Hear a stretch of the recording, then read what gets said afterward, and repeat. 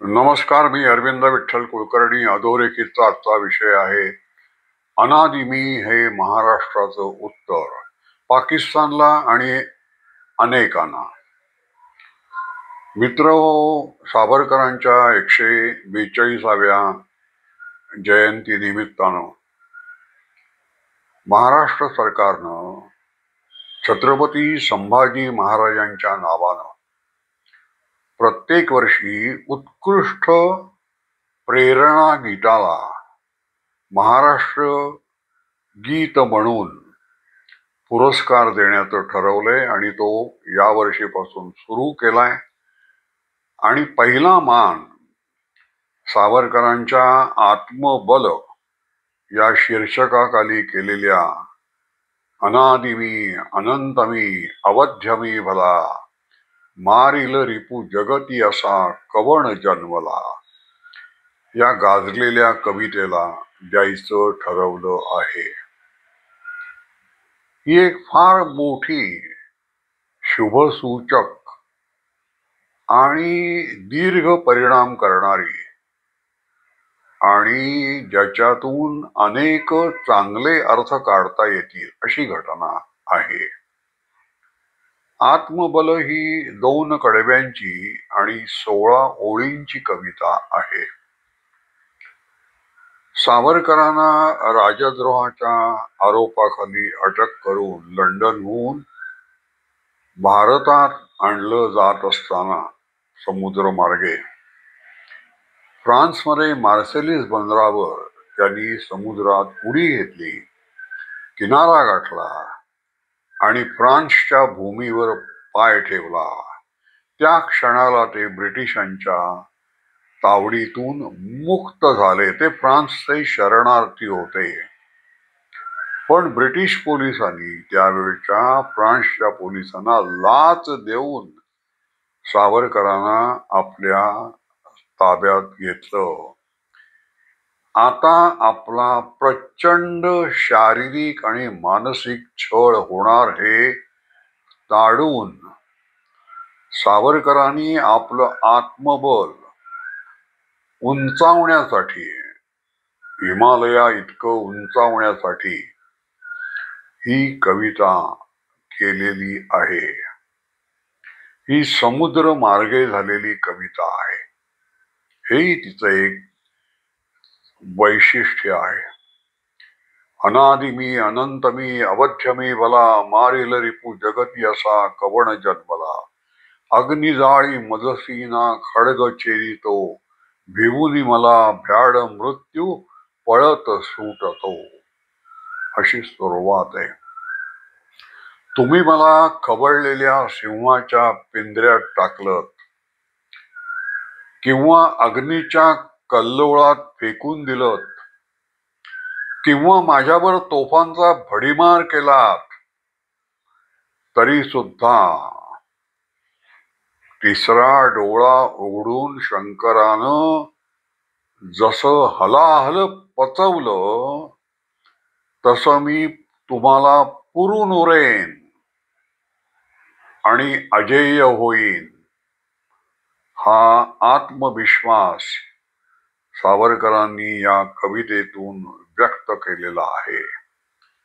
कवच मंत्र असं या कवितेचं वर्णन करण्यात येतं. सावरकरांचं संपूर्ण जीवन ते किती बेडरपणे जगले याचं प्रत्यंतर या 16 ओळीच्या कवितेमध्ये आहे. मी असं म्हटलं की हे पाकिस्तानला उत्तर आहे, हे राहुल गांधींना उत्तर आहे आणि हे मराठी साहित्यिकांना उत्तर आहे. पाकिस्तानला उत्तर आहे म्हणजे काय आणि हे महाराष्ट्रानं दिलेलं उत्तर आहे, ते भारतानं दिलेलं आहे असंही समजायला काही प्रत्यवाय नसावा. कारण संकटाच्या काळात भारताचं मुख बनून महाराष्ट्र बोलत असतो अशी इतिहासाची साक्ष आहे. पाकिस्तानला असं सुचवण्यात आलंय अनादि मीला उत्कृष्ट मराठी गीत हा पुरस्कार देऊन की आताचा जो भारत आहे तो गांधी नेहरूंचा भारत नाही. आता हा नवा भारत जो आहे त्याचं संक्रमण झालेलं आहे आणि तो सावरकरांच्या मार्गाने जाणार आहे. तो तडजोड करणार नाही. अपमानित करणारा, शांतीपाठ जपणारा भारत आता राहिला नाही. भारत आता उत्तराला प्रत्युत्तर देतो आणि ते इतकं सडेतोड असतो की शत्रू पुरता गारद होतो.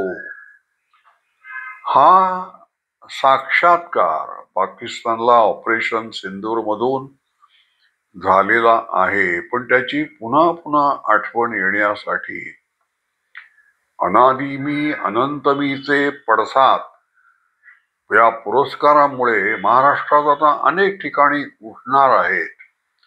त्याचे प्रतिध्वनी पाकिस्तान पर्यंत पोहोचतील आणि पाकिस्तान जो धडा घ्यायचा तो घेईल असं आपण म्हणूया. पाकिस्तान इतक्या लवकर सुधारत नाही.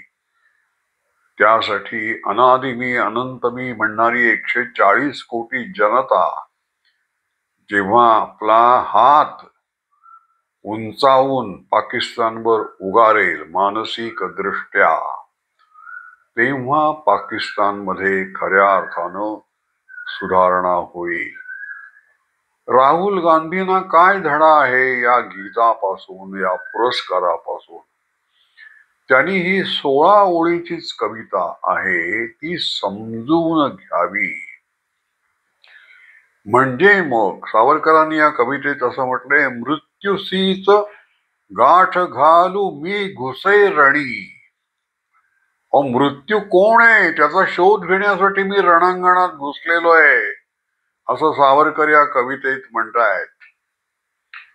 अशी माणसं माफी मागत नाहीत आणि जर त्यांनी माफी मागितली आहे असं आपल्याला वाटलं तर त्या माफीचा प्रकार काय आहे हे आपण आधी शोधलं पाहिजे. आग्र्याहून पलायन केल्यानंतर शिवाजी महाराजांनी राजगडावर पोचल्यावर औरंगजेबाला जे पत्र लिहिलंय तशी ही माफी आहे का? औरंगजेबाने पुन्हा पाठलाग करून महाराष्ट्रावर आक्रमण करू नये म्हणून शिवाजी महाराजांनी त्या पत्रात असं म्हटलंय की मी चुकलो, आपला सहवास मला मिळत होता तो मी चुकवला आणि उगाचच तिथून निघालो आणि महाराष्ट्रात आलो याचा मला आता पश्चाताप होतोय. मग खरं आहे का? तसं सावरकरांची माफी त्यांचं संपूर्ण आयुष्य बघून मग आपण त्या माणसाविषयी निर्णय घेतला पाहिजे. सावरकरांनी तारुण्य संपादन करण्याच्या पूर्वी नाशिकला जी मित्रमेळा नावाची संस्था स्थापन केली होती त्याचं सूत्रच मुळी लहान मुलांना मरणाचं बाळकडू देशासाठी पाजणं हा आमचा उद्देश होता असं सावरकरांनी म्हटलंय. जी मुलं लहानपणापासून मरणाचं बाळकडू पितात ती माफी मागत नाहीत हे राहुल गांधींनी ओळखायला पाहिजे. मराठी साहित्यिकांना काय याच्यातून शिकता येण्यासारखं आहे की महाराष्ट्र सरकारनं पहिला पुरस्कार प्रेरणा गीत म्हणून या अनादि मीला लिहिला. याच्यातून मराठी साहित्यिकांना शिकता येण्यासारखं काय? पहा, कवी हा साहित्यिक हा जो लिहितो ते अनेक वेळेला कल्पनेतून असतं किंवा दुसऱ्याचे अनुभव आपले समजून लिहिलेलं असतं. ती सुद्धा मोठी परीक्षाच असते, मोठी साधना असते. पण सावरकर आणि इतर साहित्यिक यांच्यामधला फरक काय आहे? सावरकरांनी जे प्रत्यक्ष अनुभवलंय जीवन, प्रत्येक दिवशी मृत्यूशी गाठ, असे अनुभव महाराष्ट्रात नव्हे, भारतात नव्हे, जगातही फार थोड्या लोकांना आलेले असतील. ज्यांना आले असतील त्यांच्याकडे प्रतिभा नसल्यामुळे त्यांनी साहित्य निर्माण केलं नसेल. सावरकर हे एकाच वेळेला क्रांतिकारक आहेत आणि दुसरीकडे महाकवी सुद्धा आहेत. सावरकरांची कविता म्हणजे ब्रिटिशांना दिलेलं आव्हान आहे की तुम्ही आमची सृजनशीलता, आमची अभिव्यक्ती कधीही दडपू शकणार नाही. आम्हाला पाहिजे तसे आम्ही विचार करू, आचरण करू, आम्हाला हवं तसं स्वातंत्र्य आम्ही उपभोगू. अंदमानच्या कारागृहाच्या भिंती फोडून आमची कविता बाहेर पडेल आणि विश्व संचार करेल. तुम्ही काही करू शकणार नाही. प्रतिबंध करणं तुम्हाला शक्य नाही. हे साहित्यिकांना लक्षात घेण्यासारखा हा धडा आहे. ज्ञानपीठ पुरस्कार विजेते आणि नाशिकचेच कवी कुसुमाग्रज यांनी सावरकरांचं निधन झाल्यानंतर सत्यकथे मासिकामध्ये जो लेख लिहिलाय त्यात अशी खंत व्यक्त केली आहे की आपण म्हणजे मराठी माणसानं सावरकरांना कृतज्ञतापूर्वक मनात काहीही हातचा न ठेवता निकोप मनानं नमस्कार कधी केलाय का? आणि त्याचं उत्तर जेव्हा नाही येतं तेव्हा माझं मन खंतावतं. सावरकर म्हटला की काहीतरी खुसपट काढायची आणि सावरकरांचं श्रेय त्यांना द्यायचं नाही. ही भारताच्या गेल्या 100 वर्षातल्या राजकारणाची एक शिष्टमान्य चाल आहे आणि त्याला मराठी साहित्यिक बळी पडलेले आहेत. मराठी साहित्यिकांच्या निर्णय क्षमतेचा अधपात झालेला आहे. ज्या पद्धतीनं ते सावरकरांशी मराठी साहित्यिक वागत आलेले आहेत त्यावरून मी स्वतः अनुभव घेतलेला आहे. साहित्य अकादमीच्या पुरस्कारानं सन्मानित झालेल्या कवींचं संमेलन आमच्या पार्ल्यात होतं तेव्हा, आणि 26 फेब्रुवारी हा दिवस होता. म्हणून मी तिथे जाऊन त्यांना सांगितलं की सुरुवात आणि शेवट या संमेलनाची सावरकरांच्या कवितेनं करा. तेव्हा सर्व प्रथित यश कवींनी, साहित्यिकांनी, मी कोणाचं आता नाव घेत नाही, यापूर्वी मी यावर लेख लिहिलेत, व्हिडिओ केलेत, नावं घेतलेली आहेत, पण या सगळ्यांनी नकार दिला. काही ना काहीतरी सबबी सांगितल्या.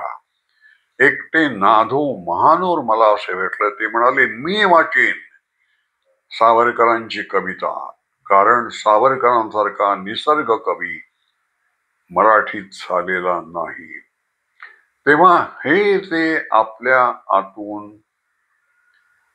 कर्तव्यच्युती झालेली आहे मराठी साहित्यिकांची, त्याचं परिमार्जन एक प्रकारे महाराष्ट्र सरकारनं केलेलं आहे.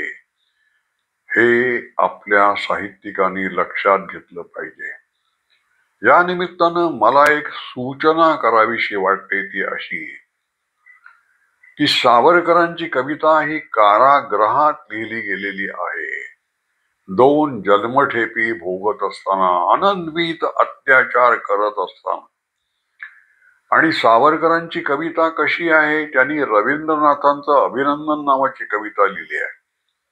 रवींद्रनाथांना नोबेल पारितोषिक मिळालं. ती बातमी सावरकरांना कोलू पिसत असताना सांगण्यात आली. त्यावेळेला कमरेभोवती गुंडाळलेलं छोटस लज्जारक्षणाचं वस्त्र सावरकरांना अत्यानंद होऊन त्याने हवेत उडवलं आणि त्या रवींद्रनाथांना नोबेल पारितोषिक मिळालं म्हणून, आणि त्या विषयावर त्यांनी कविता केली आहे की मी देखील एक कवी आहे. आणि स्वतंत्रता देवीचा रथ असा दौडत चाललेला असताना मी धावत त्या रथामागे गेलो आणि म्हटलं, अहो मी कवी आहे, आतमध्ये अनेक कवी बसलेत, मलाही आतमध्ये येऊ द्या. तेव्हा स्वतंत्रता देवी म्हणाली की आता जागा पूर्णपणे भरलेल्या आहेत, पण त्या इंजिनामध्ये कोळसे घालण्यासाठी एक माणूस हवाय, ते काम तू करशील का? तेव्हा मी म्हणालो, अहो कोळसे घालण्याचं काम काय म्हणता, प्रत्यक्ष कोळसाहून अग्नीला अर्पण करायचं जरी मला तुम्ही सांगितलं तरी ते मी करीन. मी कवी आहे आणि मी स्वतंत्रता देवीचा उपासक आहे, मला आतमध्ये घ्या.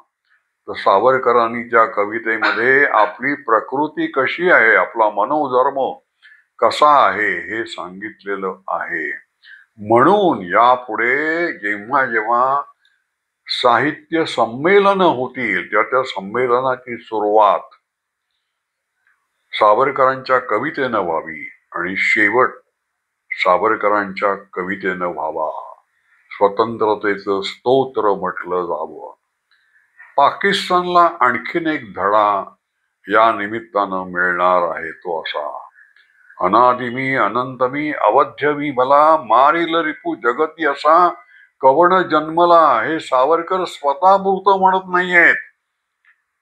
कवी हा द्रष्टा असतो. आपल्याकडे ऋषींना कवी म्हटलंय, ज्यांना पुढचं दिसतं, जे भविष्य वेत्ते असतात त्यांना संस्कृतमध्ये कवी म्हटलं जातं. सावरकरांनी पाकिस्तानला आणि भारताकडे वाकड्या डोळ्यांनी बघणाऱ्या सगळ्यांना हे सूचित केलंय की हा हिंदू समाज, ही हिंदू संस्कृती, हे हिंदू राष्ट्र कुणालाही नष्ट करता येणार नाही. हिंदू विचार हा अत्यंत उदात्त आहे, अत्यंत मनुज मंगलाचं स्तोत्र गाणारा, मनुज मंगलाचं तत्वज्ञान अखिल विश्वात पसरवणारा हा हिंदू धर्म असल्यामुळे त्याच्याविषयी वेडा वाकडा विचार मनात आणण्याचं धाडस सुद्धा करू नका आणि पाप करू नका, असा एक संदेश या कवितेतून सावरकरांनी दिलेला आहे. तो पाकिस्तानी मनोवृत्तीला आहे. जर तसं धाडस तुम्ही केलं तर हलाहल जसं महादेवानं पचवलं तिसरा डोळा उघडून, तसा प्रत्येक भारतीय 140 कोटी जनता हलाहल पचवून आपला तिसरा डोळा उघडेल आणि शत्रूला बेचिराख करेल, असा एक संदेश भारत देतो आहे. आणि त्याचं प्रतीक, त्याचं एक उदाहरण म्हणून, त्याचं प्रत्यंतर म्हणून ही घटना घडलेली आहे की महाराष्ट्र सरकारनं सावरकरांच्या समुद्र मार्गे केलेलं, समुद्राचं गांभीर्य, समुद्राची सखोलता, समुद्राचा विश्वास,